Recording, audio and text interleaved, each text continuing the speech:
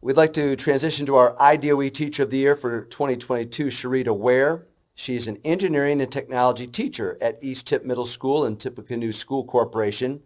In addition to teaching at East Tip, Ware has also taught classes through Purdue University's Gifted Education Research and Resource Institute's Super Saturday program. She earned her master's degree in curriculum and instruction, specializing in engineering and technology teacher education from Purdue University as an Indiana Woodrow Wilson Teaching Fellow in the STEM Goes Rural program. She also holds a certificate in Project Lead the Way's Gateway to Technology program for middle school. She earned her bachelor's degree in industrial engineering technology from Purdue Polytechnic Institute and worked in engineering and marketing for a number of years before becoming a teacher. Please welcome Sharita Ware.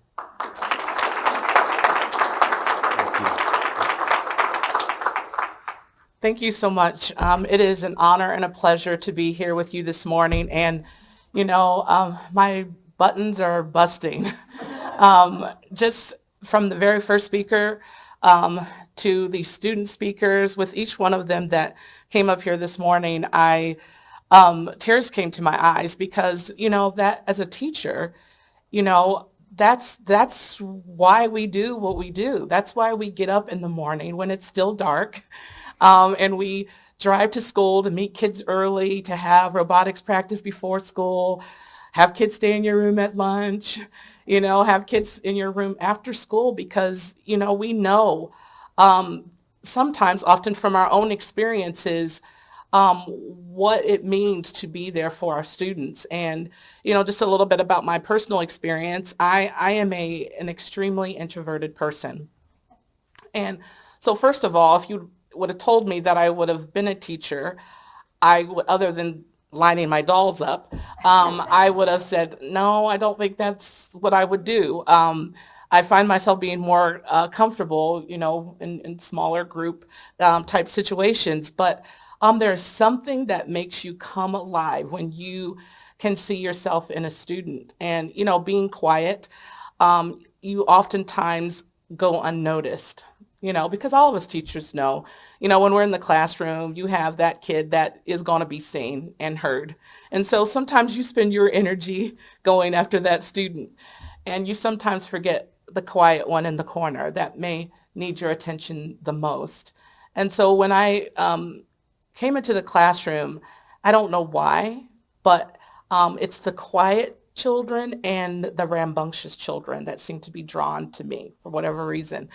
And like the young man that was just up here saying that he was quiet and not, speaking in front of people. I've had a couple of kids in my robotics, on my robotics team that were so quiet that you could not hear them speak at the back of the room. And there's public speaking involved in being on the robotics team.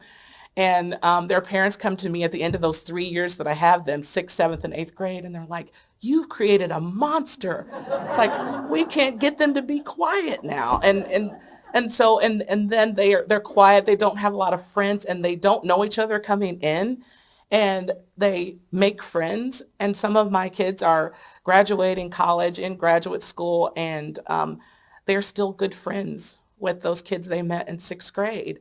And so listening to these amazing young people get up here and speak and talk about their passions and talk about the future that they want to have in serving their community and doing great things, that brings tears to my eyes, because it is true that there are so many negative things coming at us in education and as educators.